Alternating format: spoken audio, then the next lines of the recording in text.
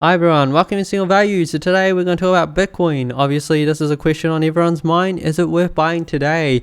So we know the history about Bitcoin. It came onto the market at less than 1 cent. And in the space of about 7 years, it moved to a high of over $19,000. The highlight of Bitcoin itself was back in 2017 when this coin went from several $100s and then just went to 19,000, and it captured the mind and the attention of the whole wide world. Of course, before that, Bitcoin itself was starting to make progress. We still remember the story of some guy buying pizza 10 years after Laszlo brought pizza with 10k Bitcoin. So imagine you're the guy that spends the equivalent of what is over $90 million on a pizza. Hopefully that was a really good pizza, and he says he has no regrets. Bitcoin did end up falling quite a bit after 2017, but it has since risen back to the all-time highs of about 19,000 recently. So we're looking at this and we're going, is this worth buying? So we're gonna look into a bit more into Bitcoin.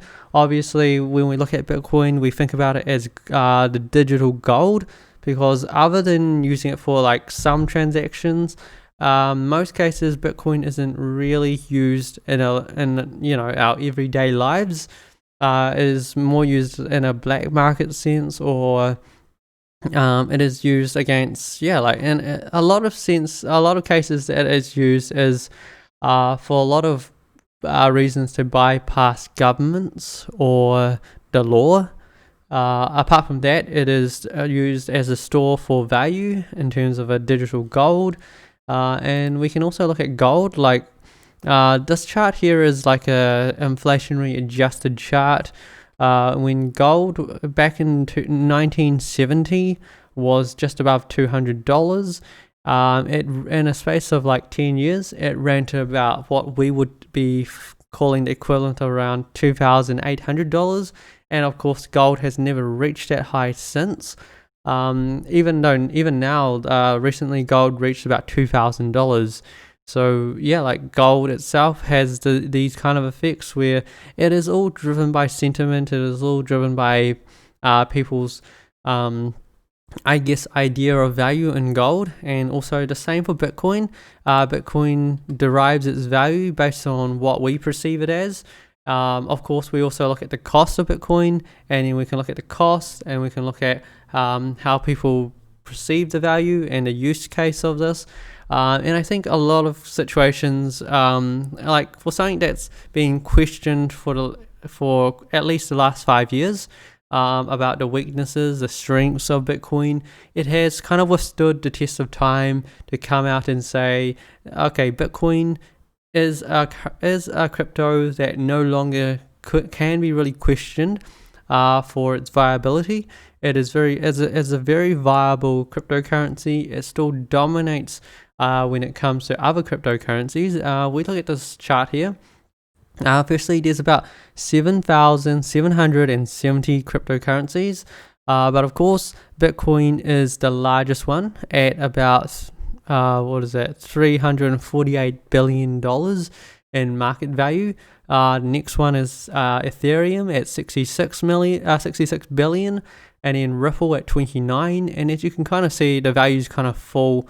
By the time we get to the 10th one is about 4.7 billion. So yeah, like compared to Bitcoin, who's at 348, you can kind of see who dominates, and hence why Bitcoin just has the advantage of being the currency of choice, because it is enough to go around, and people all recognize it in a sense, because we all know about Bitcoin, we all recognize it. Even governments are starting to recognize it, and companies are doing that as well. We will go on to that a little bit later, but I just want to address one of the also bigger issues. So for Bitcoin, there is a limited supply. If you don't know the limited supply, the limit on supply is 21 million Bitcoins. And basically, every 4 years, it is the amount of Bitcoin that can be mined is halved. by 50%. Currently, there is about 18.5 million Bitcoin already mined. So there's not really a lot of Bitcoin that can be mined left. So yeah, like we're looking at a situation where basically for all the Bitcoin to be mined, it would actually take up to the year 2140, which probably we won't be alive unless there's really good health products or there's a way to preserve our life that we would live for well over 100 years at least. But that's kind of giving you the idea of how long it would take before Bitcoin is exhausted in terms of being mined.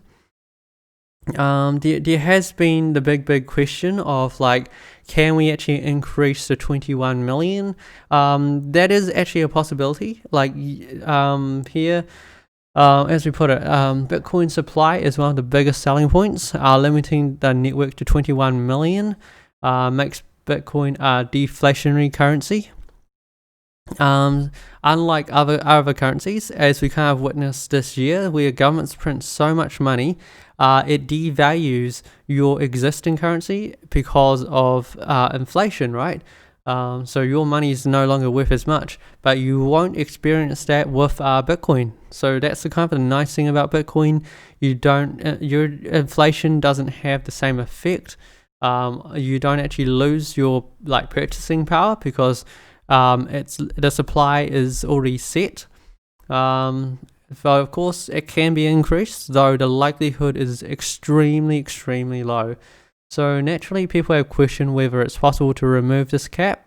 In theory, by simply submitting a pull request to Bitcoin's core GitHub, a hosting service that is most often used for code repository, a developer could potentially have the caps removed, introduced into a future version of Bitcoin. But according to developers and other industry players, the likelihood of this happening is very low. Yes, it's technically feasible, but at least now there's an enormous social consensus against such a removal. So why might we remove the cap? Well, we might remove the cap because, remember, people supply computational power in order to be rewarded with Bitcoin. But if you get rewarded much less Bitcoin in the future, people will supply less computational power, and hence Bitcoin becomes more vulnerable, because the minute there is less computational power around Bitcoin, the currency itself becomes vulnerable. Though I don't think we'll experience that right now. It might be a problem decades down the line, where people no longer feel like they're being rewarded the same way, and they will stop producing it. I'll stop contributing computational power, and hence people might have to consider increasing the supply a few decades down the line. So I don't think it's a near-term problem anyway. As long as the price continues to move up as well, then we don't have that issue, of which I think is the case. Rather than the supply increasing, as long as the price increases enough to compensate people for the computational power that they provide, then it still works. Hence what's kind of happening right now, and hence why we look at Bitcoin and go, can the price continue to increase?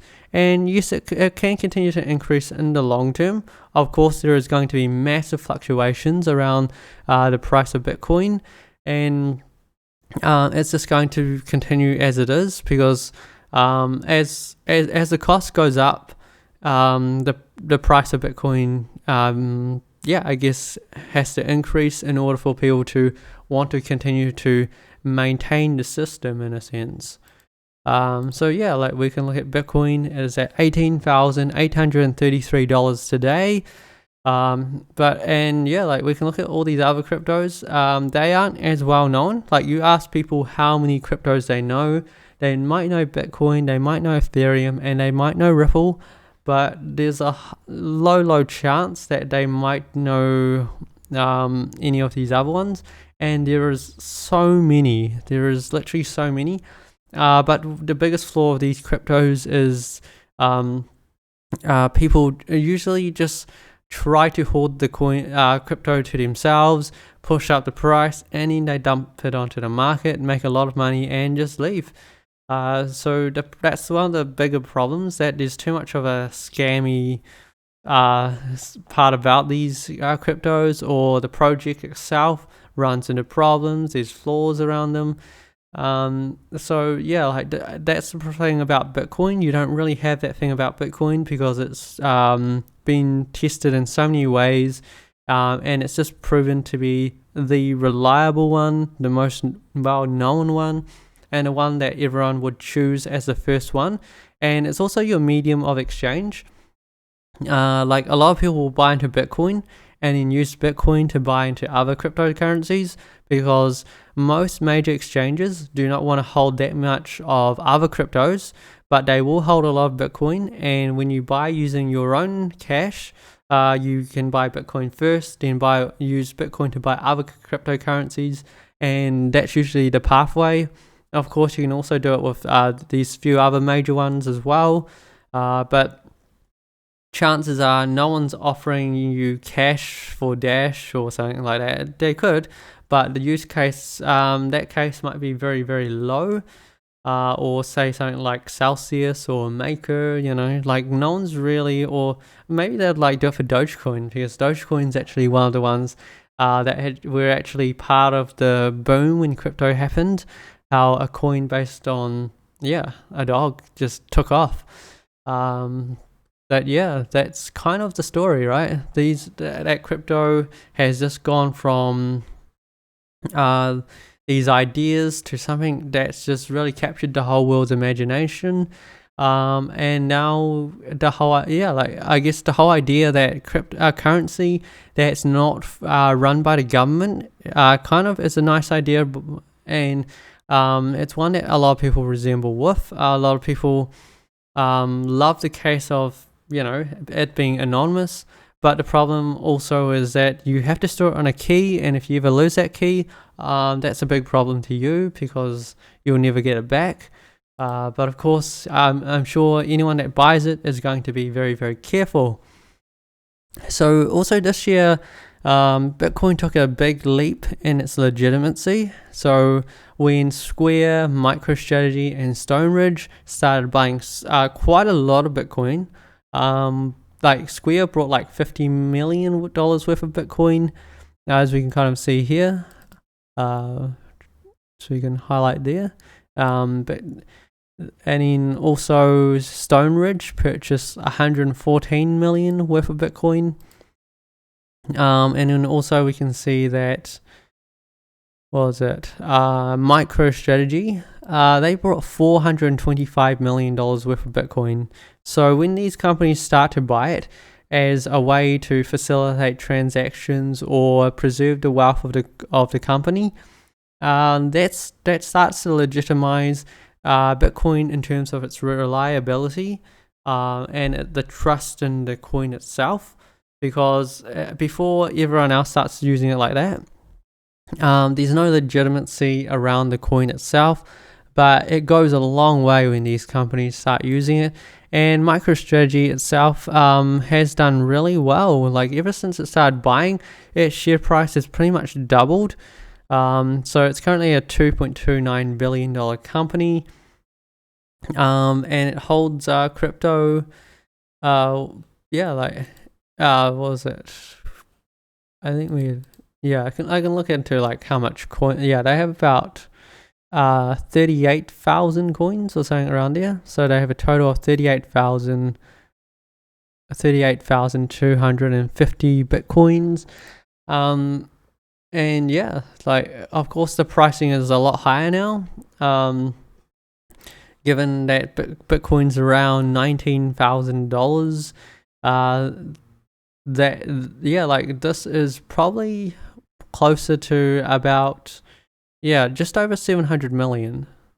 So as Bitcoin increases, the value of MicroStrategy, the stock here, will probably continue to increase. And there's a lot of people buying into this stock as a nice hedge of still just buying into Bitcoin. Some people have actually chosen to just buy into companies or ETFs that invest in Bitcoin.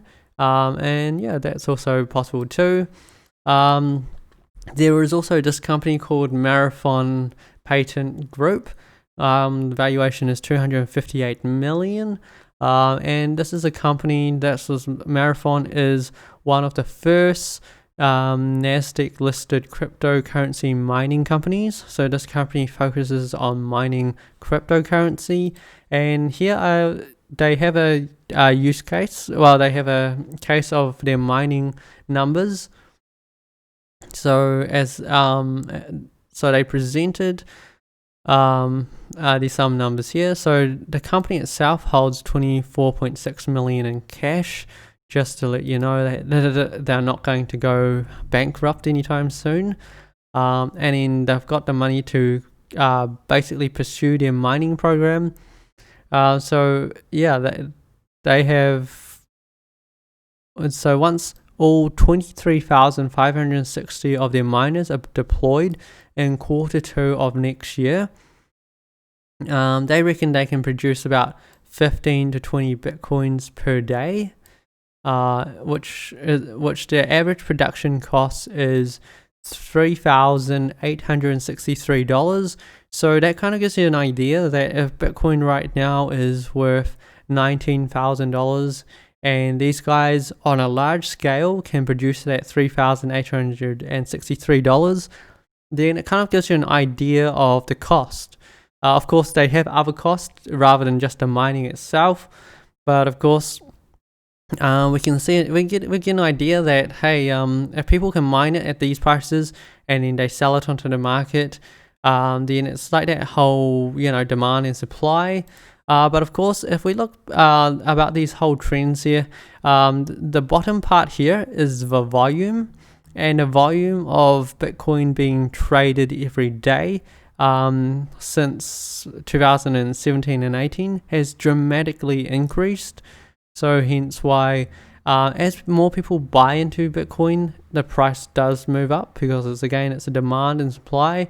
But if there's not much demand and there's a lot of supply coming on, then the price is obviously full. But I think currently it does have a lot of people watching it, and a lot of people are buying it, hence why the pricing is moving quite a bit. So we look at these numbers.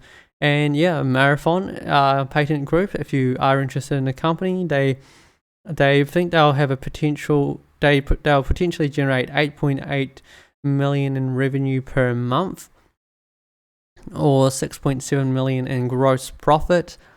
Which like roughly on a revenue basis, these guys will produce about just over 100 million, and that's kind of what they estimate. So if they can reach their goal of 100 million. In terms of revenue, and the company is currently at 258, it kind of represents a decent opportunity to buy into a company that is mining the coin itself. So it's kind of like gold. Would you rather invest in gold, or would you rather invest in a company mining the gold? Of course, there's arguments of which one might be better. But it's always a different approach that you can take if you like the currency itself. And here we've got a big highlight on the countries that currently do kind of like legitimize it and support the use of Bitcoin in the countries. There's Japan, US, Germany, France, Malta, Canada, Belarus, Holland, Vietnam, Singapore, Thailand, India, Russia. And you can kind of see a map here. Everything in green is deeply supporting it. Everything in red opposes it, and everything in yellow is still quite on the fence around it. So in the future, I imagine all of it's probably going to end up quite green, because the stability comes in, the reliability, the trustworthiness, and also a lot of regulation to regulate how people go about doing these things. So as it goes, Japan, being one of the fastest developing technology markets in the world, Japan has had to legalize cryptocurrency sooner or later. The country's government has set up a specific payment service act based on a framework which allows some cryptocurrencies and a number of exchanges to be used for payments and trading purposes. Yeah, so you can kind of see they do have to create a regulation behind it so that it protects people. At the end of the day, you create regulation to protect people. And there's a lot of people that end up buying cryptos that are in a vulnerable situation because they don't know enough to help themselves in a sense. The US government in 2013 accepted Bitcoin as a decentralized virtual currency that can be used for performing transactions. It was classified as a commodity by CFTC in 2015. Bitcoin is also taxable as a property. To sum up, Bitcoin is legal in the US. There's no clarification about the legalization of other cryptocurrencies. So that's the one thing going for Bitcoin as well. A lot of countries will recognize Bitcoin, but other cryptocurrencies are in a very, very gray area. So that's the one good thing about about Bitcoin as well. Germany is one of the few countries that not only allow cryptocurrencies, but they are also actively involved in development of blockchain solutions. So behind cryptocurrencies is blockchain, and the technology of blockchain is what really drives everything. That's the beauty of if in the future we can use blockchain for a lot of different other technologies. It speeds the progress of so many different things. It's kind of like you've got crypto as the product of blockchain, and think of blockchain as like the internet itself. Like you need the internet to facilitate things. When you have the internet, you can create products, which is basically the crypto itself. So Germany has legalized Bitcoin, allowing citizens to transact and trade it in this coin. The recognition of Bitcoin by the German government has also improved the value of these coins in the worldwide market. So again, it's building towards that legitimacy of the coin itself.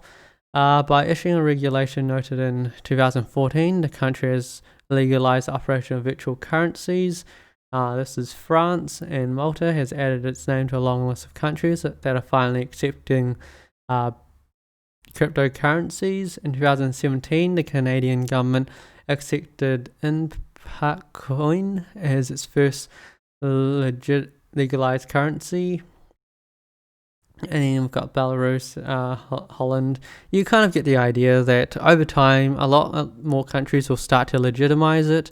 Even Iran is really picked up Bitcoin, though it is for, again, those uses in terms of kind of like to avoid the law. So Iran's new crypto law requires miners to sell Bitcoin directly to the central bank. So that's kind of an amazing kind of view where we look at a currency and a government is directly buying it from the people mining it, because obviously there's a ton of sanctions on Iran, and cryptocurrency is just a very, very, I guess, easy way to transact where you're not needing another currency. Say like most countries usually do international trade with the US dollar or the Chinese yuan, but if you are stopped from obtaining those currencies, or those currencies for whatever reason are not that useful, then you end up with Bitcoin, which anyone can use. Of course, you've got the problem that you'd probably find is a big problem with any currency if it was to fluctuate so much. And the problem with Bitcoin is it fluctuates so much in value that it does make holding it and transacting with it very, very difficult. It's like for a usual currency that most people around international trade would want to use, you'd probably want it to be stable. So in terms of stability, Bitcoin doesn't have that stability in the price, hence why it's very difficult for it to be a currency that is more commonly used. That's why it's more like a digital gold rather than anything else, and I think that's very fair. Like it will do well being a digital gold. I don't think I had that much to talk about on that. After going through all that, we know there's a limited supply. A lot of companies are picking it up. A lot of countries are legalizing it and recognizing it in that sense. And also as we go on, the cost of mining it also goes up, as also every 4 years the half-life, every 4 years the amount that is increased, it decrease, like the amount that can be rewarded, I guess, for supplying computational power is halved by 50%. And we're already at 18.5 million Bitcoin. So to get that, so to say the last 2.5 million Bitcoin that will come onto the market will affect the supply, probably wouldn't affect it that much, especially at the rate that it's coming onto the market, given that it might take up to, 100 years before we really see that being exhausted. So yeah, like I don't see those factors being too impactful.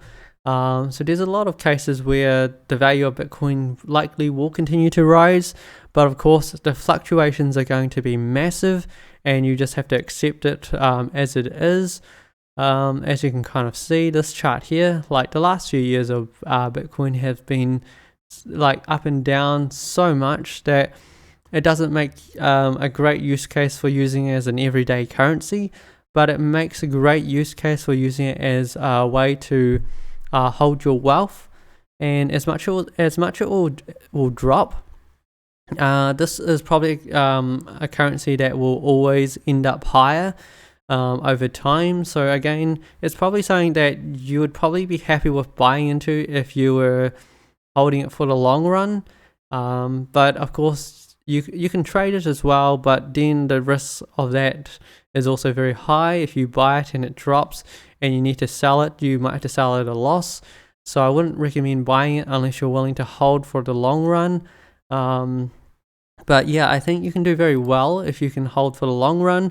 There is a lot of things to like about this currency. It's scarcity. It's not run by governments. There's a limited supply, so we unlike fiat currency where the government can just print a lot of it and then just flood the market and devalue whatever you're holding.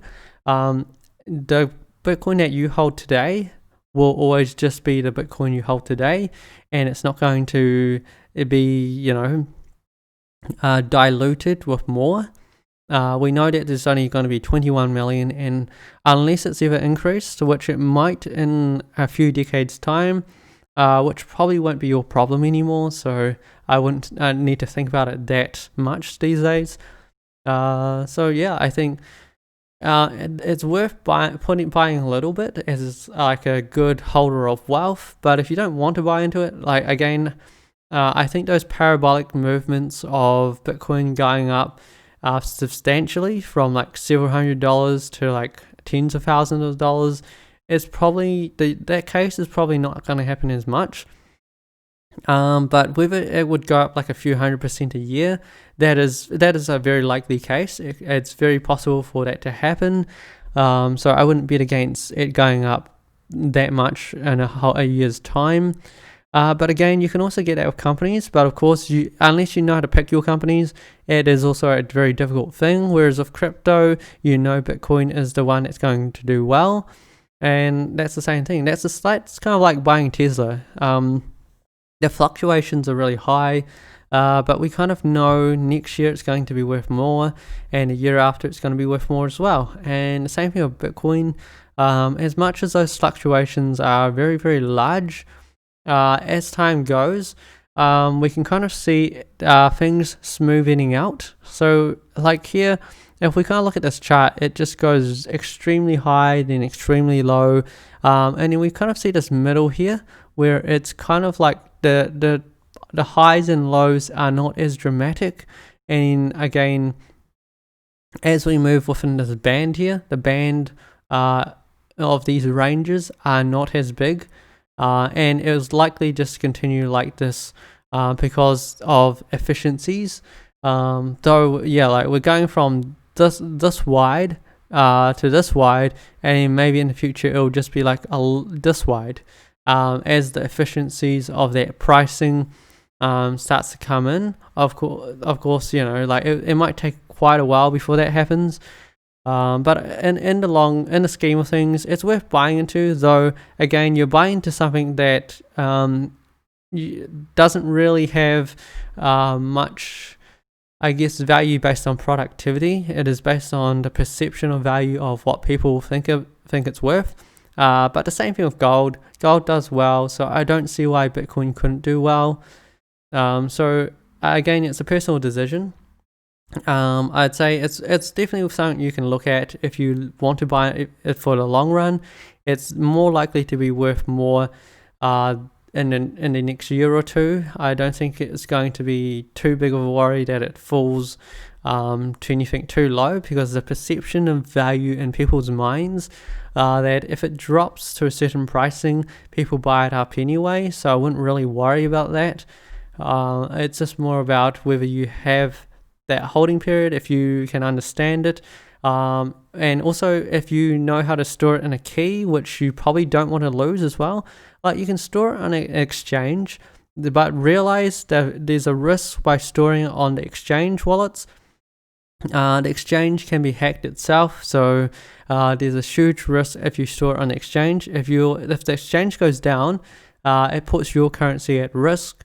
So you really want to think about this clearly. You want to understand it, you want to know how to store it on a key, and you want to know how to protect that key so that you don't lose it and you don't get those letters wrong, because there's a whole line of letters and numbers, and you don't want to just like miss out one single one and never be able to recover your crypto.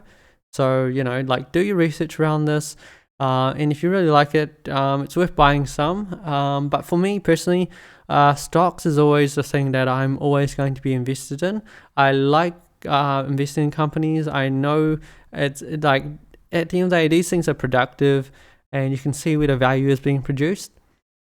Whereas with Bitcoin, it's very hard to judge the value that it's being produced. You can only judge it based on the cost it's being produced at. And then, like, every time it goes low, it's worth buying into, because whenever there's a problem with the world, whenever currencies are devalued, whenever there's a recession, then people kind of run to Bitcoin just like they would run to gold. And Bitcoin has the advantage where unlike gold you have to buy it, store it, or have some company store it, which incurs fees. Then you kind of don't have the same problem with Bitcoins where you buy it and you store it on your key. Though the one disadvantage of cryptos is those fees that you have to pay for every transaction, that they can be considerably high in a sense. But I guess there's a cost for everything. And like, crypto is no different. If there's people involved, if there's a platform involved, then there's always going to be costs. But of course, you hope that the increase of the pricing of whatever you buy increases enough to justify the costs that you would incur. So if you've got any questions or any comments, let me know, post below. Thank you for watching. I know this has been a long video, but again, I really wanted to go for a really thorough and rigorous look around Bitcoin itself. We could have looked at other currencies too, but Bitcoin obviously is the largest one around by far. So it's the one to look at, and it's probably the one with the one you could probably trust more than the others. Hence why I've looked at that one more. Until then, I wish you well, and if you let me know if you want to invest in Bitcoin, if this is something that interests you, or if you're very much a stock person, why you like stocks much more than Bitcoin or something like that. Personally, I like stocks much more than Bitcoin, and for me, I think it's always going to be like that. It doesn't matter. I think the gains are going to be very similar. If you can pick a good company, you can earn just as much, if not more, than Bitcoin. Though Bitcoin is one of those ones that, if you had to pick a crypto, then you would pick Bitcoin. And if you had to one that would do really well for you, it would likely just be Bitcoin itself. If you don't know that much about crypto, Bitcoin is probably the one to go to, because in the long run, it's likely to be increasing, just because people know it better. It's been tried and tested in every way. And yeah, it's proven to just be the gold standard, and it's literally the digital gold. Yeah, so I think that's the one. If not stocks, I will continue to post about stocks. Like I don't think I imagine I would talk about crypto too much. Maybe if I ever felt the need to.